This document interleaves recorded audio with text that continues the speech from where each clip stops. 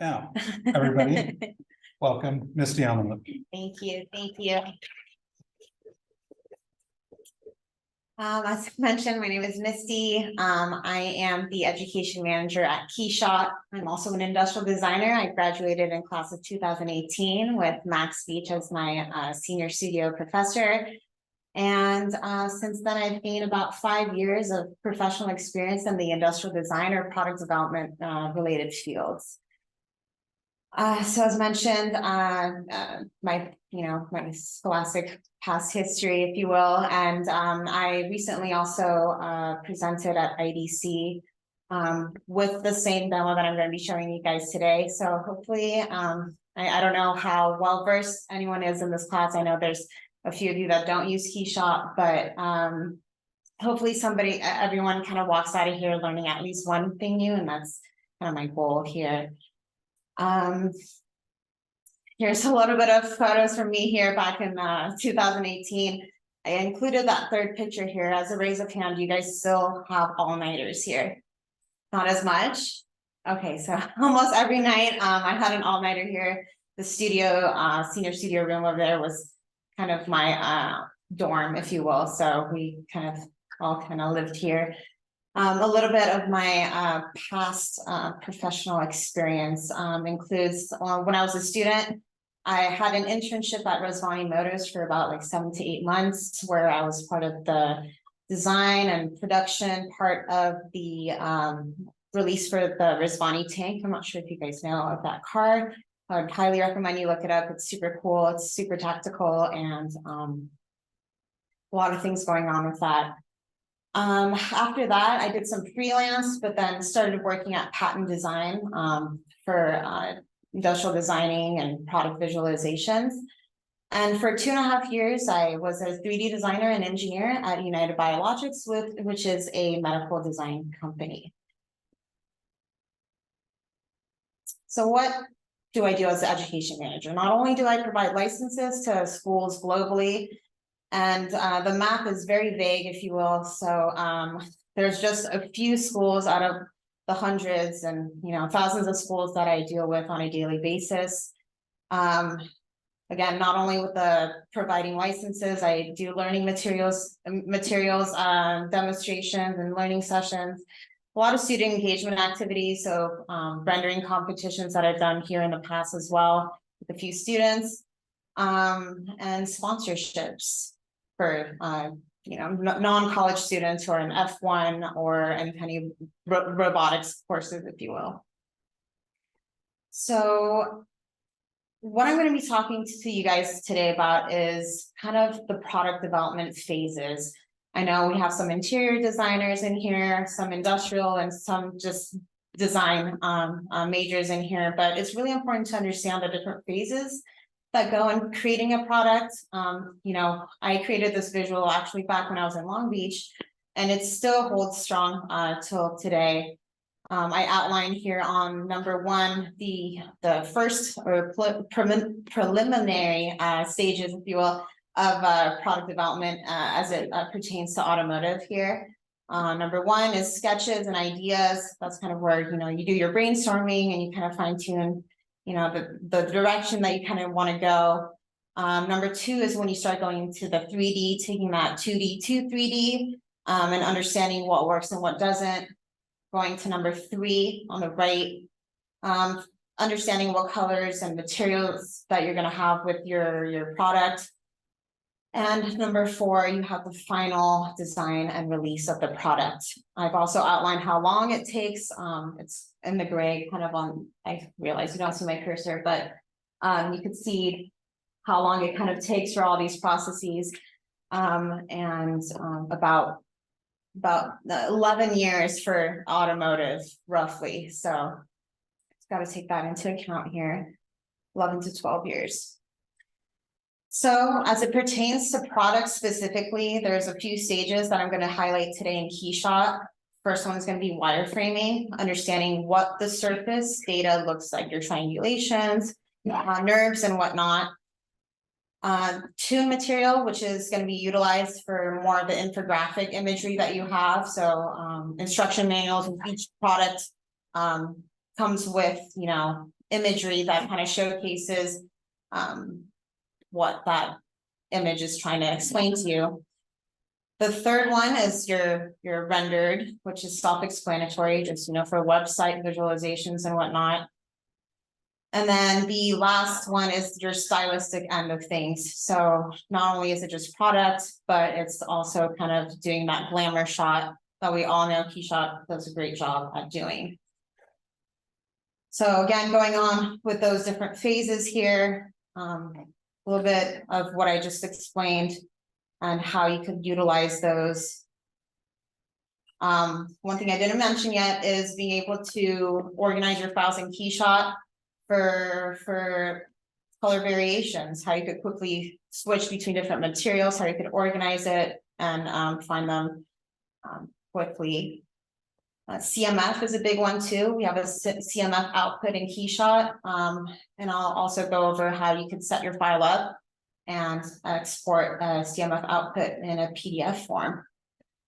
And then again, the stylistic rendering, I'll talk about how I was able to create this visualization, and it entails a little bit of AI, so I'll kind of get into that as well. So that's a little bit of an introduction to that. So what I'm going to do first here is I'm going to open up KeyShot here. Awesome. So as a raise of hand, who uses KeyShot in this room? Awesome, awesome, great, cool. So as you guys already know, but I'll kind of go over it, just the general interface that you have here. You have your toolbar at the bottom, the ribbon at the top, your project window to the right, and your visual or 3D assets to the left. And that is, so the shortcuts that I'm using are T for toolbar, R for ribbon, spacebar for the project window, and M for the digital assets or library, if you will. If you want all the shortcuts for KeyShot, pressing the K for KeyShot will bring up all of those different shortcuts for you. And I'll be going over some of my favorite shortcuts as you know, as I'm going along with today's demo.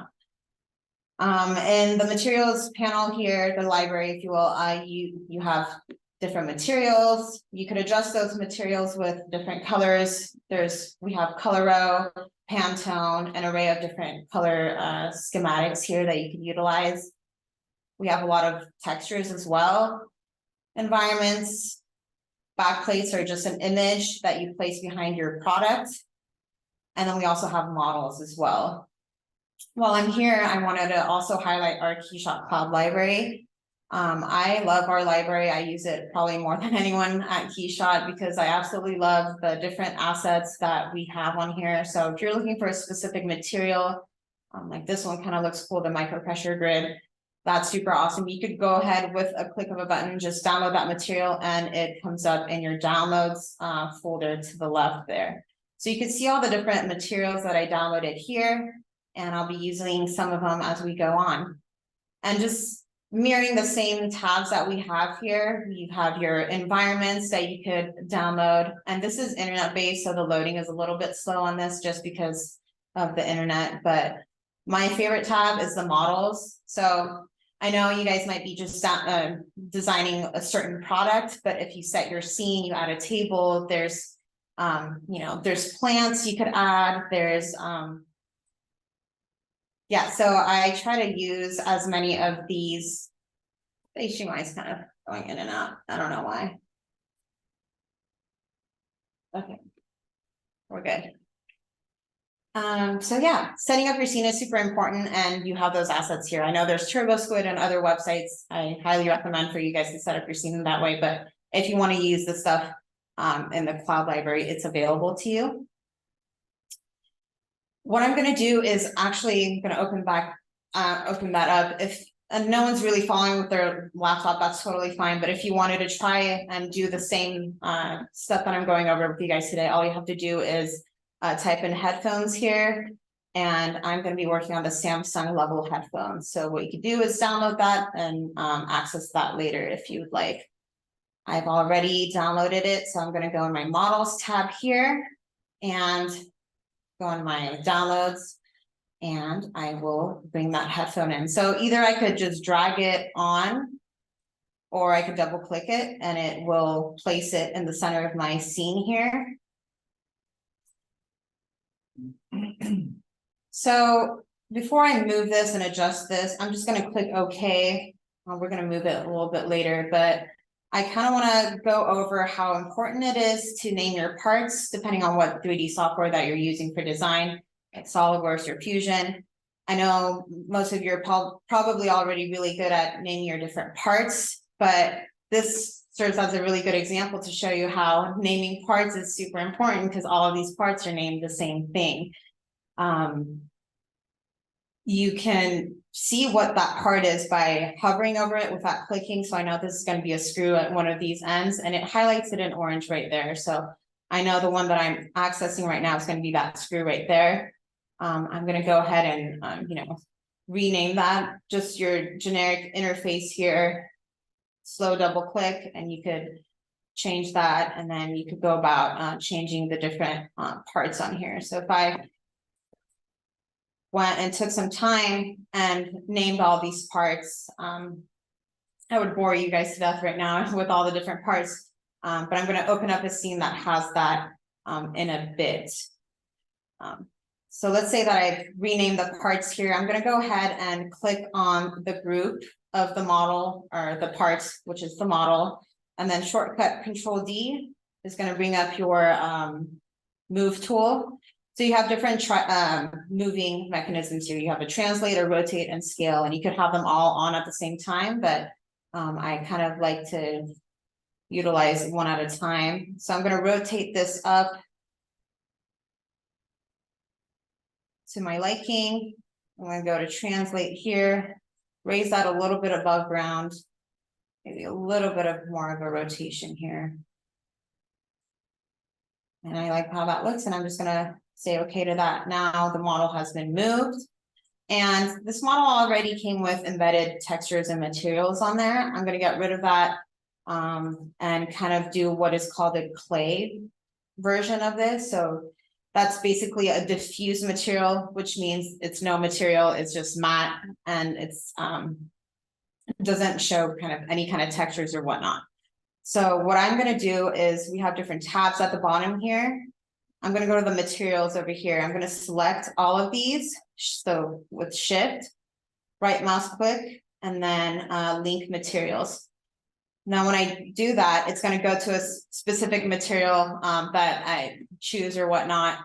And what I'm going to do as well here is I'm going to go right mouse click on that model, go to material, and change the material type. I'm going to take it to diffuse, and we can see what happens there. Now we have what we call a clay rendering, if you will, of our product. I'm going to turn on GPU mode because I want to highlight how important that is and how quickly it reses up your renderings here. So as you can see, it's a little bit pixelated there, but when I click on GPU mode, it's gotten rid of all those fireflies. And denoise also does a really good job in making that an even cleaner and smoother rendering. Now we have no pixelations whatsoever. So I'm gonna go ahead and close this one. And I'm gonna go and highlight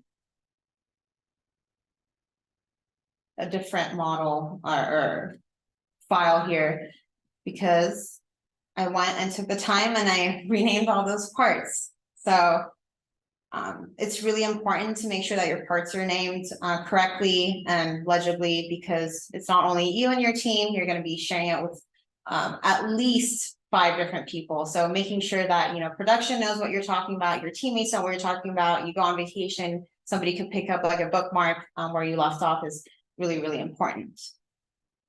The frame here is a little small, so I'm going to go in my image tab up here. I'm going to uncheck lock aspect and lock resolution.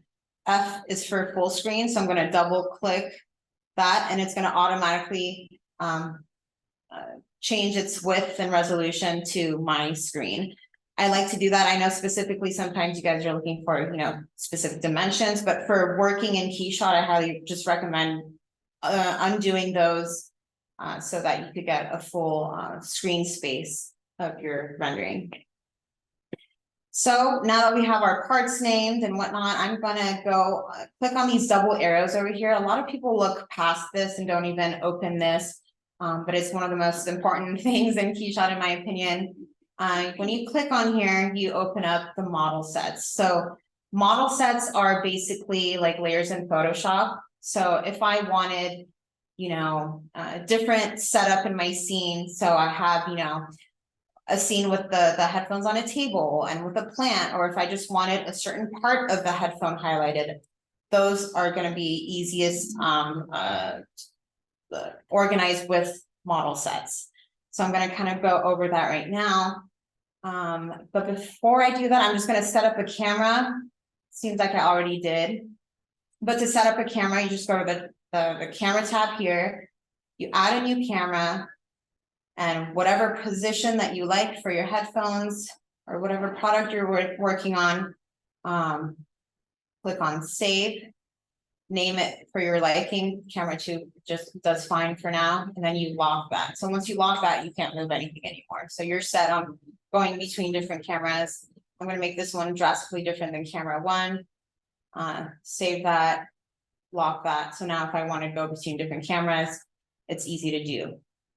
So I'm going to keep that camera on, making sure also my GPU and denoise is on. I'm going to go back to the scene tree here with my model sets, and then I'm going to create a model set. So I've already created one, but to create one from what you see on your screen, all you have to do is add model set, and you select which model that you want to utilize, and you click on OK. And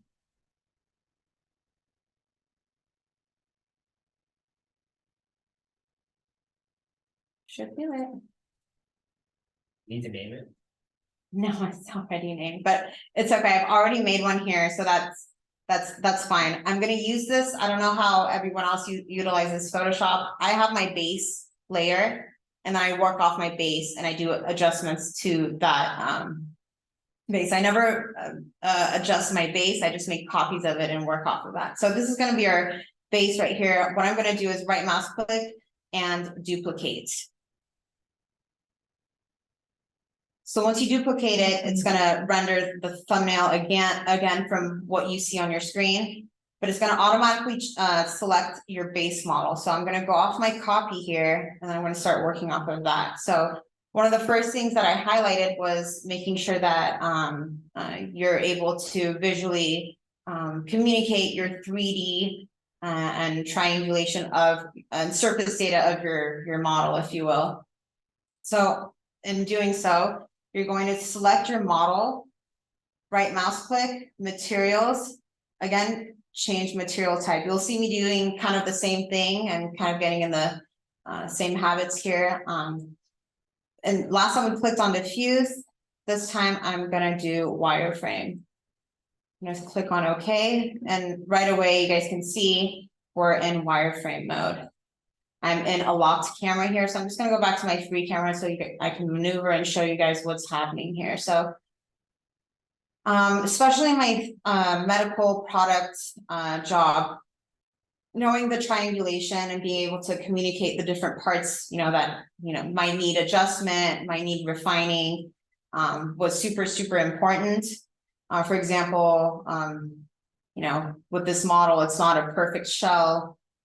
You have gaps here, which is a huge issue for product development. You want to make sure that not only do you not have overlapping triangles, but you have a solid shell of your product. So if we wanted to kind of highlight these types of errors, the wireframe makes it super easy to outline those. So I'm going to go ahead and kind of adjust what we're seeing right now. It looks a little dense and too heavy on some of the side. We're losing a little bit of that information there. So what I'm going to do is I'm just going to double click on here, and I can just bring down that width quite a bit. You can bring it all the way down, and then you can kind of pull back for your liking. And you could also change the color, which is awesome. I usually like to go kind of like a lighter blue. Choosing my base kind of in the same field of blue, if you will.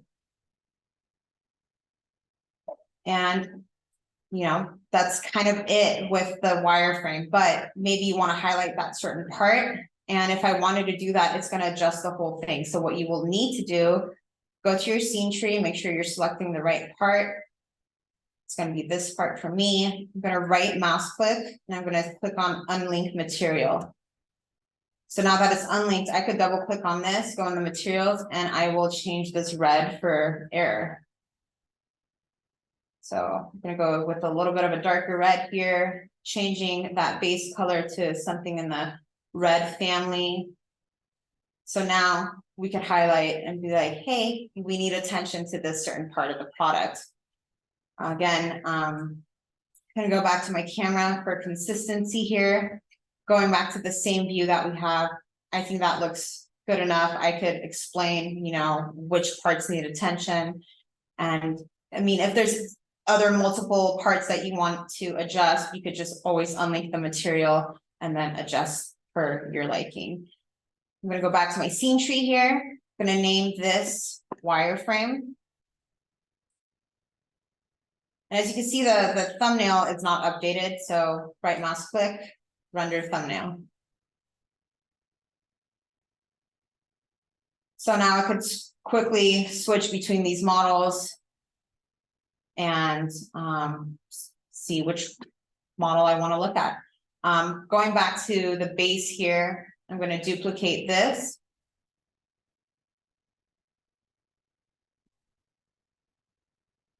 And uncheck that because it automatically checks it. So the second one is tune material. Tune material is something that I would have, I envy for you guys for knowing that right now, because when I was a student, I didn't know what tune material was. So basically tune material is getting rid of all your shadows, anything that kind of adds realism, but really maintaining your outlines, again, for, you know, infographics and whatnot. So again, what I'm going to do to get that effect, right mouse click again on the model, materials, and then change material type.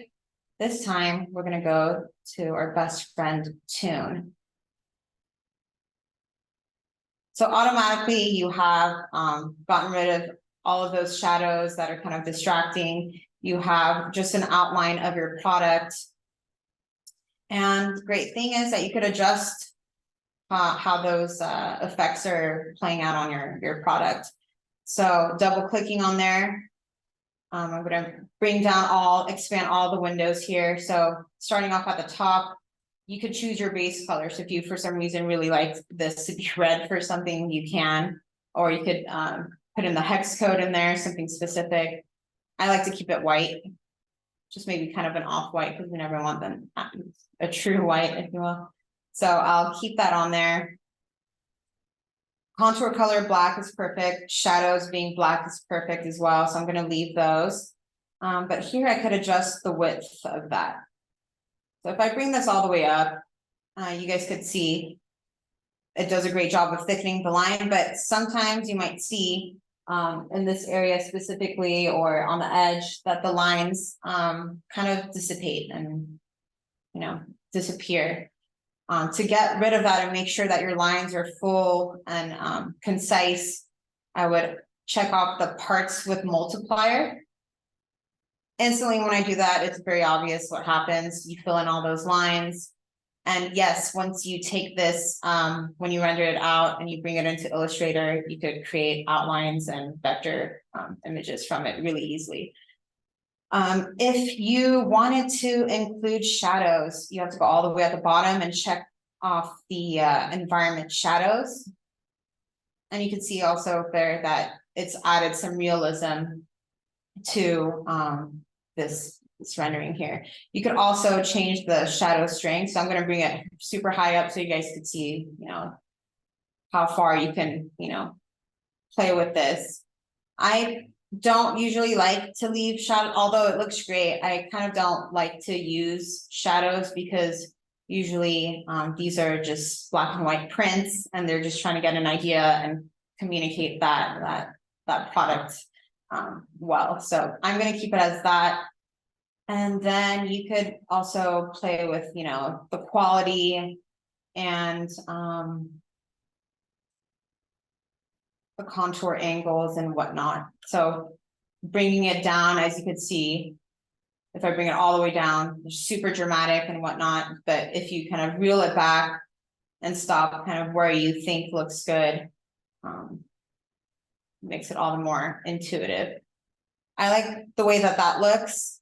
So I'm going to make sure that I go back to my camera here, camera 1, and then go back to my scene tree here, rename this model set as Tune, and render that thumbnail. Again, kind of a little bit of a repetition with this flow, but once you kind of do this flow, it'll come naturally to you, and then you could switch again between all these different model sets.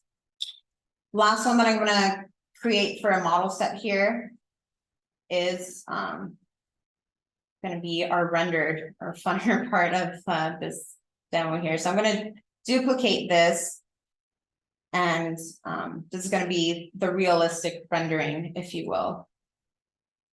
I'm going to go back to my free camera here, make sure that I have that base copied up there and working off of that. And now I'm going to go ahead into my materials tab to the left. As mentioned, I downloaded a few materials, most of which I will be applying to this product. I highly recommend the, I don't know how to pronounce it. It's either Voltron or Voltaren materials. There are different types of leathers. I'll kind of show them what they look like. This is your basic soft leather. But if you kind of zoom in, if I had zoomed in, you could see it a little bit better what's happening with that texture there. This is all on our KeyShot Cloud library. You know, depending on what you like, you could utilize that. My favorite one is this last one. It has a nice texture, enough of a sheen and refractive index for it to look super awesome. But as you can see, with the real-time render, by the way, it's fully rendering while we're doing this. It's there's no discrepancy there. So you could see what's happening by just dragging it over. And as you can see, it's applying it to the whole entire model. So what you will need to do is right mouse click and then actually go into the materials here. Where was it? There's unlinked materials. So, oh, it's right here. Selecting all the parts, right mouse click, and then where it's always here.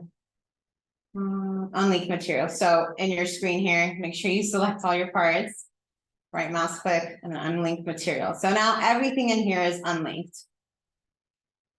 So I'm going to apply this leather material to the cushion. I'm going to make sure my camera's off. All right.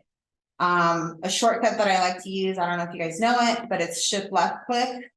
Once you shift left click on a material, then you could shift right click and start applying that easily to different parts instead of having to drag it over each time. So shift right click brought me the materials that I wanted there. I'm also going to get out of this downloads tab and just click on materials, and then I'm going to look up a rough black plastic, and I'm going to apply that to the plastic parts. Again, shift left click, right click, makes this a lot faster. Back to my downloads here, I downloaded a foam material, so I'm just going to put that there. And then applying metals, there's multiple ways to do them. I'm going to do it the least common way, if you will. I'm going to double click on this material, or this part, sorry. And I'm going to go and change the material type here. I'm going to go to metal, and right away you could see once we have that, that it is reflecting like a metal part would. The cool thing about doing it this way is that right now we're on color mode, so if I were to go in here and, change a color, anodize metal, you easily can. But I like to go in the measured tab here, and right away you'll see it turns it into gold. We have metal presets, so there's aluminum, brass, chromium, copper, you name it in here. The most common ones I would say is gold, your aluminum, and then the copper for that rose gold finish. I'm gonna keep the gold because I like the way that it looks with this model. Again, utilizing the same shortcuts that we had, shift left click, right click, all around.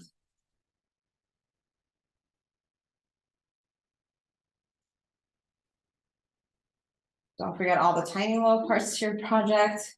So making sure we got that. And you could actually see the error in that model over there. Anyways, don't forget also that there's hardware involved, that those should probably be rendered as well. I'm gonna go into here, metal, but this time I might, measured, I might make it kind of a nickel. Copying that over. Oops. Cool. Now I would say our model is fully rendered and has materials applied to it. And I'm gonna go ahead and name this realistic. Again, making sure that our thumbnail is updated, but make sure your camera is set to that perfect position. This is, you don't have to, but I like to keep things kind of neat and organized.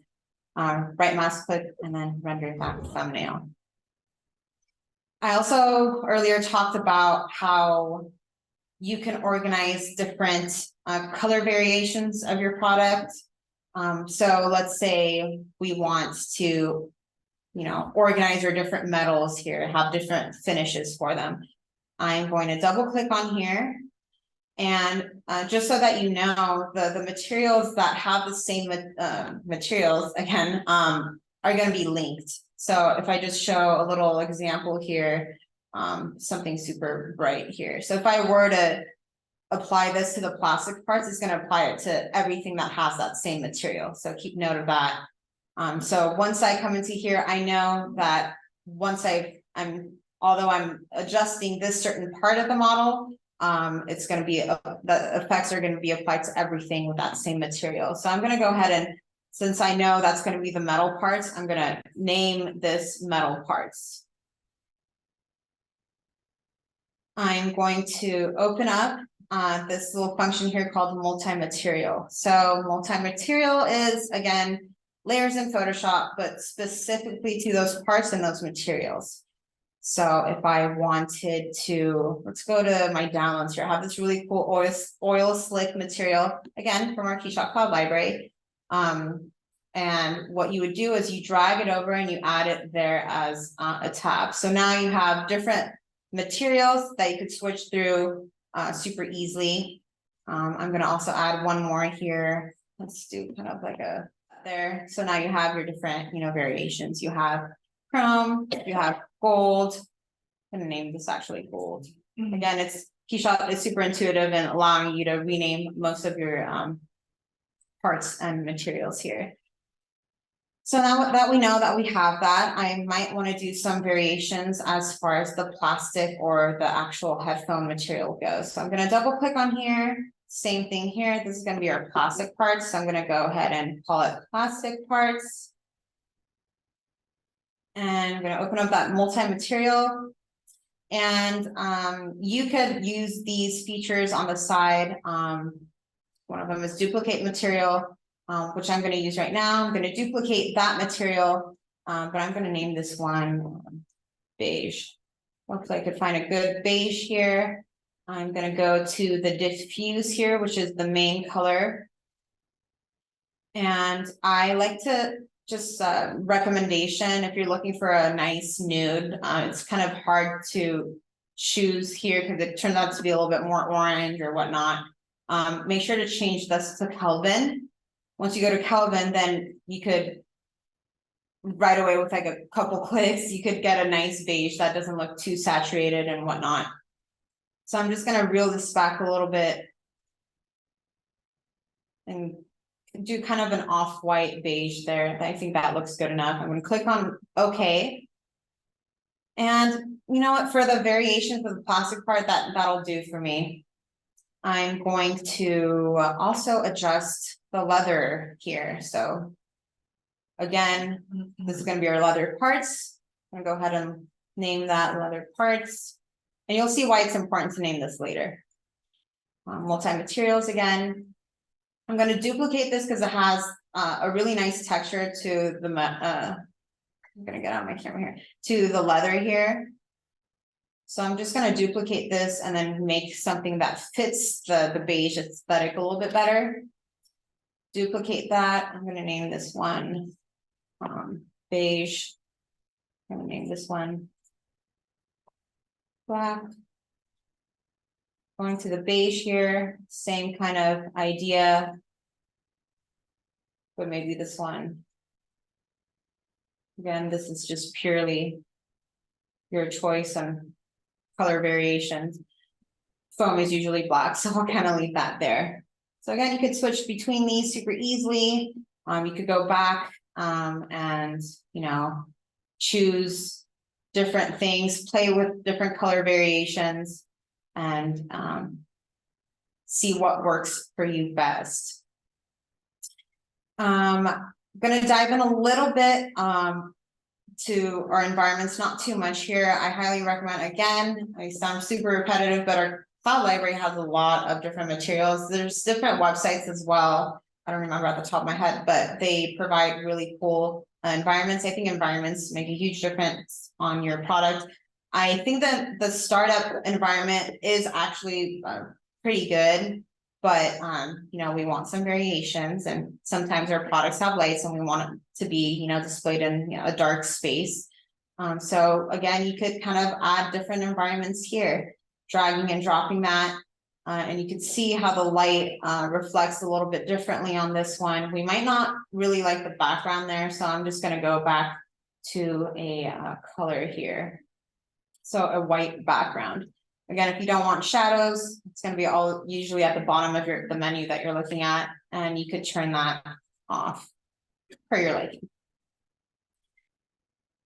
I like the way that this environment looks. I could select a few one. Let's do something a little bit more dramatic, kind of a darker one. So this all black 4K means there's no lights in your scene. But with the HDRI editor, you could add your own lights. So I always like to start off with the black one when I'm playing with HDRIs. And you could go to the HDRs by clicking on this tab here. And you have the ability to add different types of pin lights. So I'm gonna add a pin here. And right off the bat, you could see that, you know, this is my scene, if you will, this square or rectangle here, and I could place this light wherever I like. But there's this feature here with the crosshairs where you can tell that light to shine specifically on a part that you want it to shine on. So if I want more highlight here, all I have to do is click right there, or you could press and hold and then kind of see what that does for you. I kind of like this edge lighting right here. But I know the rest of my model needs more light. So all I'm going to do is add another pin, make sure my crosshairs are selected, and then adjust that there. You could also change the radius. So you can see that it's bringing in more light, brightness. I like to adjust the fall off so it fades off a little bit smoother. The super cool part is that you could change the color of your light too. So let's say if you wanted something, I usually go for like a teal or a hot pink. It sounds a little bit strong at first, but once you kind of have it as a light, you could see that, especially on like darker parts, it looks super cool. I'm gonna go to the other one and kind of change that with the turquoise. And then you can really start seeing what that's kind of doing to your model. I like that. I'm gonna keep those there. I'm gonna lock that also, so I have no way of, you know, adjusting it or altering it while I'm working on here. And I could switch again between my environments whenever I'd like. Not only is it easy to switch between environments and materials and models, but there's also a thing called, let's see here, studios. So if you don't have studios in your ribbon up here, right mouse click and check that off. So studios allows you to package all of those different elements that I went over with you guys in a way that you could do batch rendering. And batch rendering is a simple way of saying doing a bunch of images and rendering them all kind of at once. So I'm gonna just dive into the studios here. So clicking here, the first icon there will bring up a window. I am going to add a studio. So I will dark studio here. So it's going to ask you what you want to keep in this studio. So we have our all black environment. That's fine because I'm going to be doing a dark studio here. I don't really mess with the image style, but making sure you click on the right model set. Again, we made all those different model sets right earlier. So now that we've named them, we know exactly what they are. I want to make sure that I have my realistic one here selected. And then here is the multi-materials. And this is, again, why it's super important to make sure you label and organize your file in a way, because now I know exactly what I'm looking at. So if I wanted this one specifically to be in the gold material, I could just click it here, or, you know, go down to the chrome and you could adjust this window so it's a little bit easier to look at. I like the combination that I have here, so I'm gonna just do a render thumbnail just to make sure that it's not anything different than what I already have there. So we got that there. Now if I wanted to go and do different ones, I easily can. So this one, we're just gonna call it the wireframe. And I'm gonna go into, let's see, just a regular environment that we had at the beginning. You know what, I'm actually gonna go to the light tent because I removed the background with that. I'm gonna go to the model set, make sure that we're selecting the right one. So not the toon, not the realistic, but the wireframe. So we have that there already set for us. We didn't put any multi-materials on the wireframe, so the only material that we have here is that toon material, so that's fine with me. I'm just gonna render that thumbnail again. And then I'm just gonna do a few more just to kind of highlight the importance here. And I'm gonna actually go back here. Okay, cool. I have the all black environment there. I'm gonna do another one here, just for the sake of doing variations here. This light tent is fine. Model set. Let's do the toon. Multi-materials. Didn't have any. We're gonna just render that thumbnail. So quickly, we're really getting super organized here, and I'll show you why it's important. So this is going to be the toon. And then let's do a few color variations of the realistic rendering. So let's do a new model or studio here. I'm going to go with that light tent is fine. Model set. Let's go with the realistic. And let's do color variations here. So we kind of have our silver one. We could leave it here because it's a little bit different from the environment that we have. So I'm just going to render thumbnail. I'm gonna name this black and silver, so we know which one it is.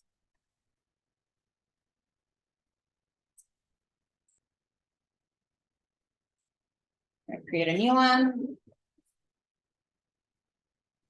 And then here, we're gonna kind of adjust the materials. I want to highlight that it's super important to make sure that each time you do this, that you're selecting the right model set, so it knows, well, which models it's selecting. This time, let's go ahead and do the beige one, since we took the time to do that.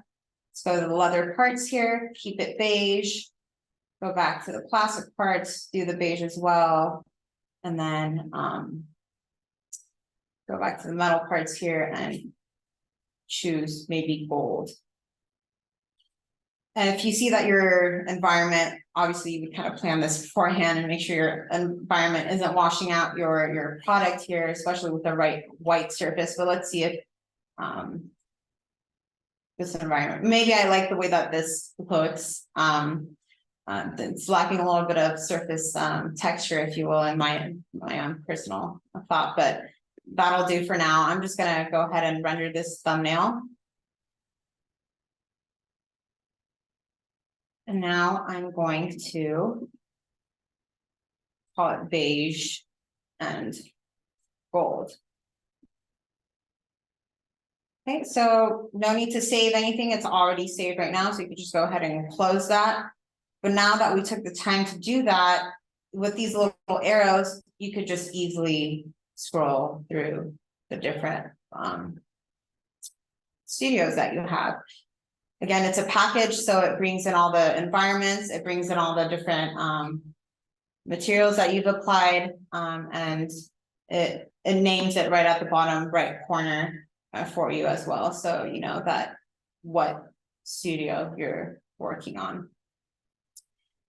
A little bit of kind of my last part here is how do you tie in AI kind of to this? I like to use AI not to create, but to enhance my products. I use Midjourney to kind of come up with some backplate imagery. If you kind of work with that, you could tell it to do really amazing things. With the visual that I had up earlier, you saw that I had different phases, and the last one kind of had this cloudy, emissive, background to it. I'm gonna kind of show you what AI has created for me in that sense. So I'm gonna go back to our environments here, and it's locked. It's not letting me do that, but I'm gonna just unlock that for the sake of showing you. Going to the environment tab again, making sure you're under settings here. If you click on black backplate image, you could bring in a photo. So what I told Midjourney for this specific image here is I think it was a realistic render or a realistic image of ink and water in pink and blue or something like that. I really like the ink and water effects. I think it adds a lot of dimension and makes it super dynamic. Unfortunately, you can't change the image within KeyShot. So if you want to rotate it, if you want to adjust it, you want to add anything, edit the contrast and whatnot, you would have to probably do it outside of KeyShot. But let's say that, this is placed perfectly. I'm going to go ahead and switch my studio here so it kind of matches here.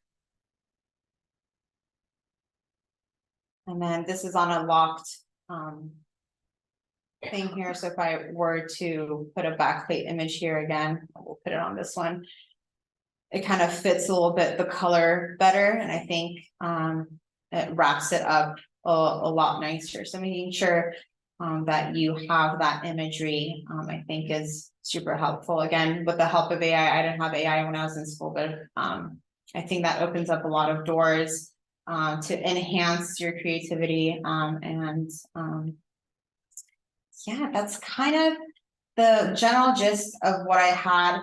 Again, product development is super important, I know you guys have process books, which is kind of going along those same steps, telling a story of your product, understanding how you got from point A to Z, and that is super important in the professional world because it highlights those same exact steps, understanding how you got there, what the story was, how you prototyped it and whatnot, and that's kind of what I had for you guys today. So thank you guys for listening.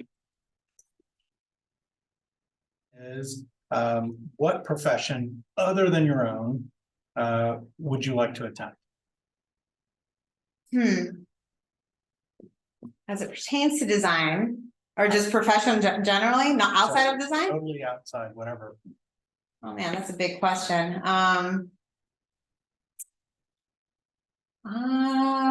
I'd have to say cooking, if you will. Well, not just Yeah, as a profession, but as a hobby, if you will, because it's kind of like creating something, if you will. Yeah. So you go through the same steps and kind of come up with different, outputs on that. So I really enjoy doing that. Awesome. What profession would you not like to do? Oh, there's many, sadly. Fortunately, the food business is not my, most favorite probable profession. So, yeah. And how would you like to be remembered? I'd like to be remembered as someone that was able to help somebody in one way or another, whatever it was. If there's something that I could do to help or aid or create a lasting impression that was helpful to somebody, that's kind of my goal. Awesome. Thank you. I'm open to any questions anybody else might have. Yes. So we have a question from the Zoom. Awesome. They're asking, where can we find resources for free 3D assets other than the library? There's Turbo Squid. There's a few of them. I'm totally blanking because I don't have a GrabCAD is one. Yes. There's a few. If anyone wants to contact me after here, my email, by the way, is misty.aminloo at Luxion, Luxion.com. So if you have specific questions, I'll reach out to you with those specific links, but there are a few out there. Turbo Squid is a really good one in my opinion to have, although some of the models you have to pay for it, but they're super in-depth automotive renderings that you could kind of do a lot with in there. So We have some questions here in the class. yes. So what do you think was like the biggest resource for me to learn all those techniques in KeyShot? Like, did you just teach yourself? And this is what you're showing us, or did you have someone that taught you like specifically? That's a really good question. When I started at KeyShot a little over 2 years ago, I kind of was concerned and I wanted to make sure that I was brushing up on my skills. We have a lot of trained individuals at KeyShot who do trainings for the biggest companies in the world. I'm not supposed to really name drop, but the bigger companies that you know of, we have a footprint there. All the major automotive companies and whatnot are people who we deal with. So we get to access different projects. So, from your soft goods to your jewelry to, Amazon and Google and stuff. You didn't hear it from me, but we get to see different products. So I think our trainers get trained by, customer experiences and talking to customers themselves. And then, if there's anything specific that I have, I ask our trainers and whatnot. We have a lot of learning sessions too, a lot of webinars. I highly recommend that you guys tune into those whenever you get the chance, especially stuff that are super intricate like UV unwrap and stuff like that. We have a lot of resources for. We also have a KeyShot luminaries, which is basically a blog, if you will. So you guys can join and go online and then post your own renderings, ask questions. There's a lot of professionals on there, not just from KeyShot, but outside as well, that can answer your questions. You could ask and, you know, if you're having some troubleshooting issues, you could go on there and be like, for some reason I'm unable to output a CMF, which I forgot to show you guys. I'll show you that right now. But you can go on there and kind of do that. Hopefully that answered your question a bit. I just don't want to forget the CMF here really quick, which is super important. Again, I'm gonna make sure that my image lock aspect is up. So in the rendering tab here, there's a tab called CMF. Once you go into CMF, you have the output type as either HTML or PDF. I usually pick PDF. And I usually pick landscape because I think landscape would go best with this.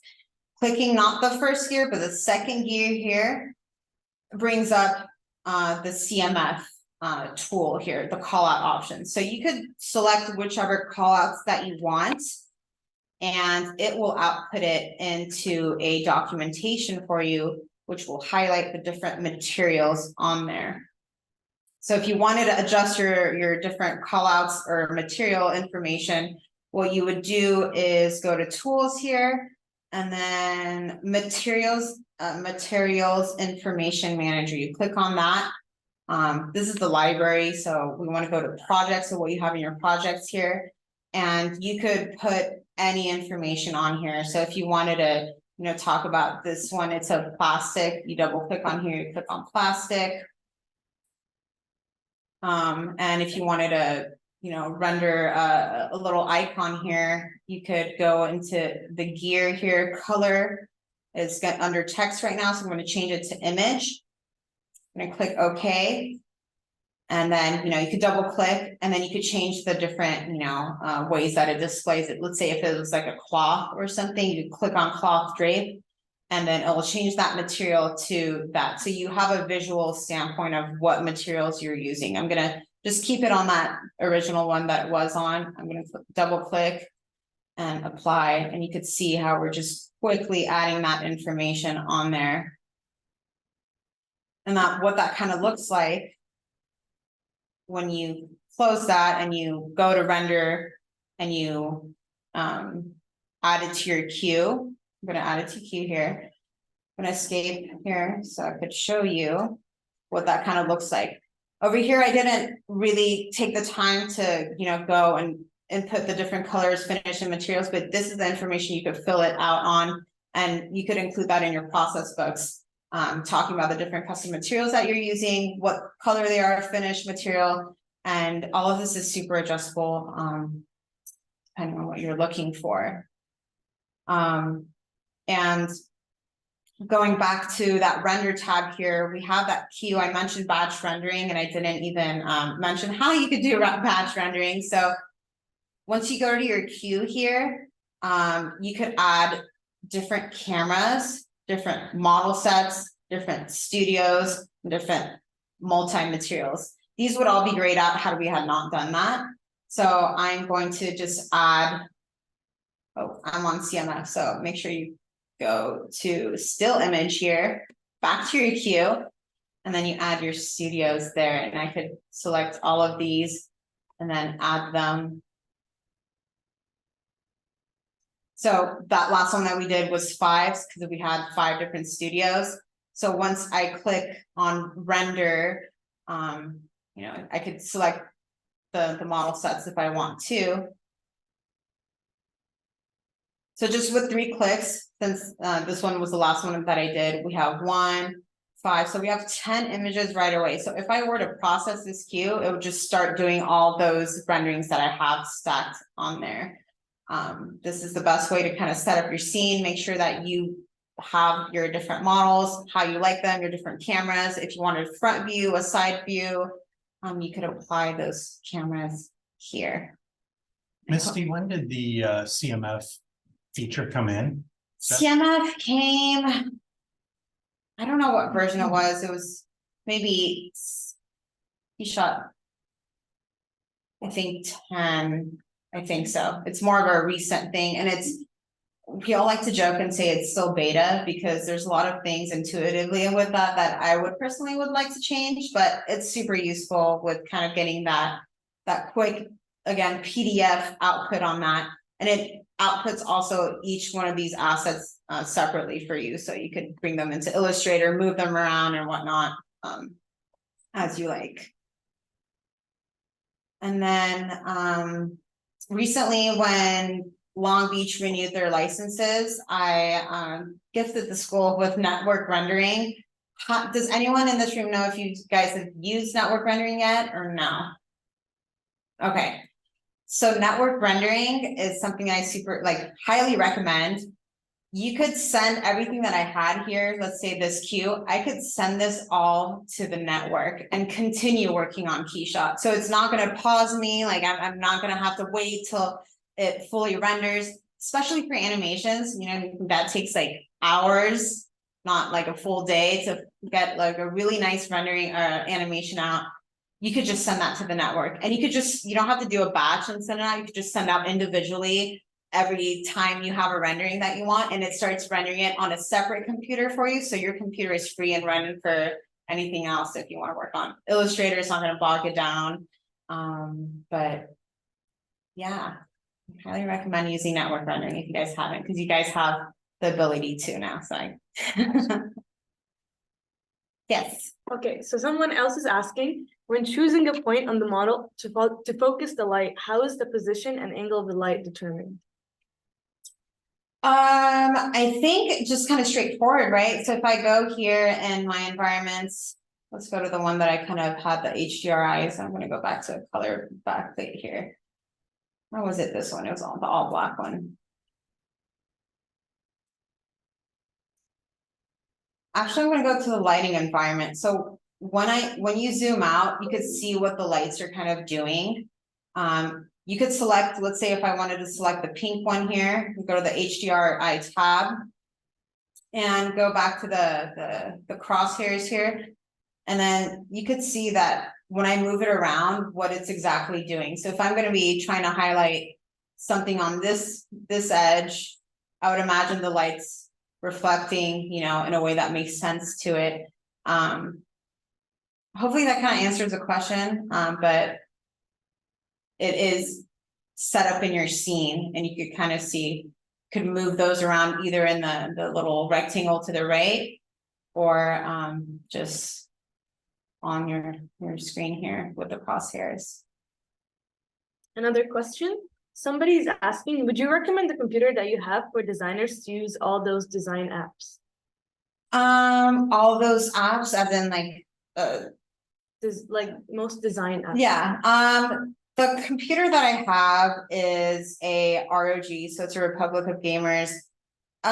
Since you guys are mainly students, a laptop will do. Generally, if you're trying to render super heavy stuff, I would recommend a desktop computer.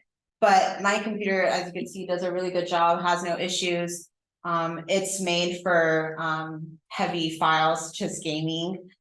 So the one that I have is I don't know which one it is, but it's definitely an ROG with the NVIDIA 3070 card. So the NVIDIA cards are super useful, and that's what allows me to do GPU rendering. Another question. Yes. Can you use a transparent background to make your model a PNG? Yes. That's actually a really good question. I don't know if the different passes have that. Let me kind of check. That's a really good question. If you output as a TIFF with a transparent background, the alpha. Outputting as a TIFF. Yeah, right there over to the left on the format. Sorry, I'm so blind. Right there. Like where about there's a format? Oh, yeah. Usually PNG does that, but I think the TIFF still brings in that white background to my knowledge. But if you have no shadows, right now it's a little bit blurred because of the edge, but if you had no shadows and you had settings here, you change the color here, it's and you turn off the ground shadows here. This is gonna be super easily just selected with the magic wand tool in Photoshop, and you could remove that, but as far as outputting, to my knowledge, no, but I may be totally wrong, and I could get back to you guys with the most accurate information on that. Yes, You can, I think there's like. Yeah, it's in the transparency setting. I've never done it, so it's in here, and then, Click on that right there. oh, that one. That does it. Oh, that includes that. Well, see, I'm learning something new too, so, yeah, I guess that answers that. You guys knew the answer better than I did. The last question on Zoom is how attainable was it getting a job after graduating from industrial design? That's a very good question. Thank you for whoever brought that up. It was very, very, very difficult. So I spent, not to demotivate anyone here. It's, it brings me to a really good point that I'm glad was brought up. It took me about a year to get a fully employed job. Yes, I did freelance. Yes, I did work at design consultancies, but making sure that you apply as much as possible, and have a huge and steady and consistent footprint on LinkedIn. LinkedIn's a big one, so if you haven't really started using your LinkedIn, I highly recommend you use that, because the biggest the professionals are always on there. So and just add anyone. You want to add somebody from Rivian, you want to add somebody from BMW, Amazon, Google, do it. And that gives you more of a free range to kind of access different people in your network. But for me, it was a little hard. And then to that point, I want to thank my dad that really pushed me to kind of apply to every job. I know as designers, we're like, no, I really want to do shoe design, or I really want to stick to automotive and whatnot. Open those doors up a bit. I never thought I was going to be in medical design, and I totally thrived in it. And I learned so much that is applicable to other different professions. So if it seems like, packaging was not totally your realm, or what you see out there is not totally what you are, just apply, and you'll never know where you land. And that medical design job was probably where I learned the most. Every manufacturing process, every step of the way, from initial ideation to end product, like I got all that exposure. So don't be picky when you're looking for jobs. Keep it open, and be flexible when it comes to that is my biggest recommendation. Yes. United Biologics. They're in technically Santa Ana, but it's literally right on the border of Irvine, so kind of John Wayne Airport area. So I know I don't know if they're currently looking for any designers, but I would be happy to put in a word if anyone's kind of interested in that. Yes. A question from Zoom is asking, can you please describe freelancing? Freelancing is kind of owning your own business and offering your design services to anyone who's interested. You might somebody might need some visualizations, and you're good at that, you could do that, and then kind of charge at your own rate, and just kind of being self-employed but still doing design work. Yes. This one's just a little less serious, but you ever find yourself doing anything on KeyShot like for fun or for your own interest rather than for work? All the time. So just for fun here, I'm not going to save this. We're going to close that. I'm going to open KeyShot. When you open KeyShot, it kind of shows you all your recent files, and I'm just going to quickly kind of skim over the different stuff that I've done. I've worked on but I don't take credit for that coffee shop scene. That is one of our generic scenes, but the synthesizer was something I did for fun. I did this interior design earlier, but I'm going to open up this synthesizer real quick. But it's just, it's kind of fun. I think this model has a lot of stuff going on in here. You have your lights, you can animate those lights. You have different environments on here. And I don't know, I do a lot of stuff on my own time, it's not totally needed to do this, but. I think as designers, we like to kind of dive into different models. I'm gonna open this one, it's. Skip. It doesn't look the best, all of these are visual assets, again, digital assets that I've gone from. I'm gonna turn off here, image here.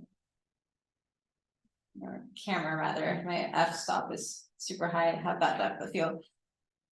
This just kind of shows what you can do with our KeyShot Cloud Library. Yes, I downloaded this wall and window scene from Turbo Squid. But all these different assets on here on the table, and the rug, it's a Persian rug actually.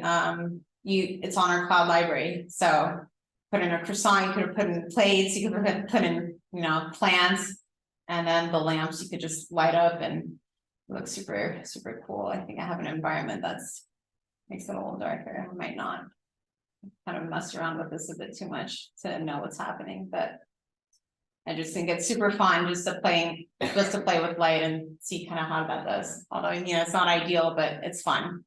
So not to kind of derail that question far out much more than it should have been, but yes, I do spend time on things I shouldn't, if you will.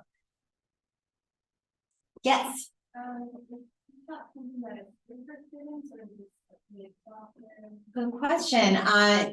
Our KeyShot licenses are usually priced at $11.88, so that's $1,188. But for students, you guys have access to getting it for just under $100 at $95. I'd be happy to give everybody in this room a free trial if you guys are interested. Just take my business card. I have them on that table there. Let me know that you were in this session and then I'll give you a free trial. And I'll extend it to a month. I usually only do 2 weeks, but I'll give you guys each a month. I'm pretty sure who in here already has a EDU license, because I think we have a bulk. Okay, awesome. So you guys are already set, but for those of you that don't have it, feel free to reach out to me and I'll give you that 1 month for free. Anybody else? Yes. For like doing different 3D models and stuff, or yeah, I guess are there any different types of like suggestions you have for what would work well with KeyShot, or like what programs maybe translate well, like I don't know, Fusion versus like a Blender? That's a really, really good question. I'm gonna go right here and import and kind of highlight all the different formats that KeyShot brings in. If I counted last time, I think it was around like 32 or something. So you have your alias files, you have, Maya, you have Creo, you have, Object, FBX, there's Blender. I don't know what the extension of that is, but I don't really use Blender that much, but any kind of 3D data, you could import it in here.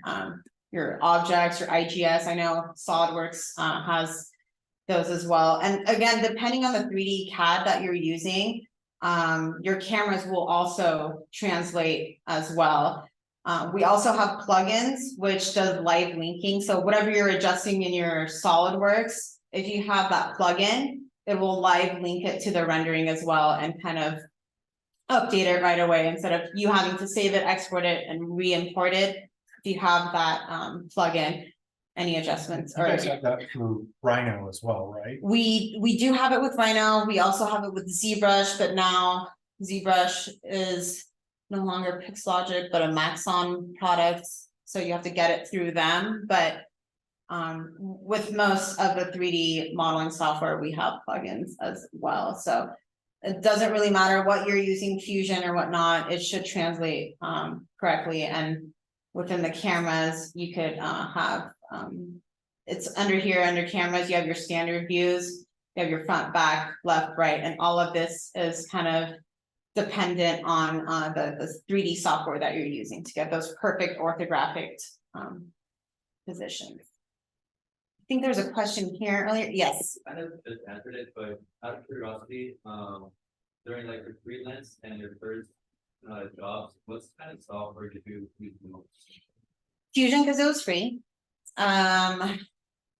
I may or may have not been one of the students that had cracked versions of certain software, including KeyShot, unfortunately, actually. But I really did use KeyShot, SolidWorks, and Fusion.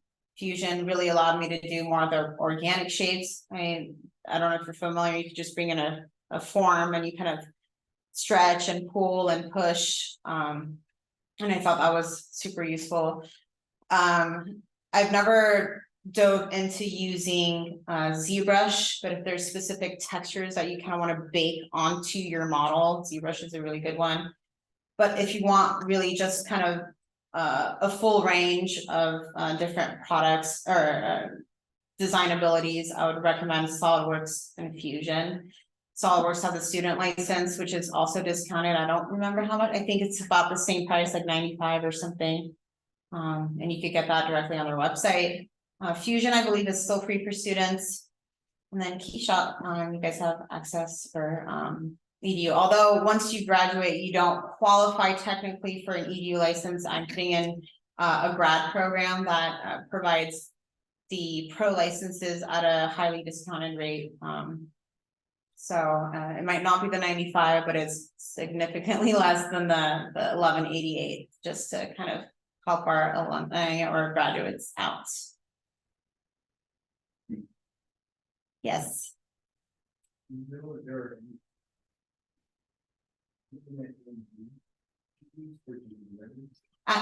Implementing what exactly? I don't know the details as far as that. I'm pretty sure we're constantly evolving and developing our software, especially when it comes to specs and stuff. So I think AMD Ryzen, right? Right, yeah, Ryzen or whatever. Yeah, I think we already do. I think so. So I don't know. I have NVIDIA on here. So I don't know exactly, but I think AMD Ryzen is also supported as well. Any other questions? Yes. I use SolidWorks. Do you know if there is a way to link your SolidWorks model to your KeyShot model so that you update in SolidWorks? That's what I was actually mentioning earlier. So if you have the SolidWorks plugin, if I have the internet here, let's look up really quick. KeyShot plugins. So we have all these different plugins for Blender, Maya, SolidWorks is on there. So anything that you adjust again on your 3D modeling software, if you have these plugins, you'll be able to get that information right away, relayed in your rendering. I think if I just like click this, it starts downloading it, I think. No, there's like a link for them as well somewhere, but on this page is where you can get them.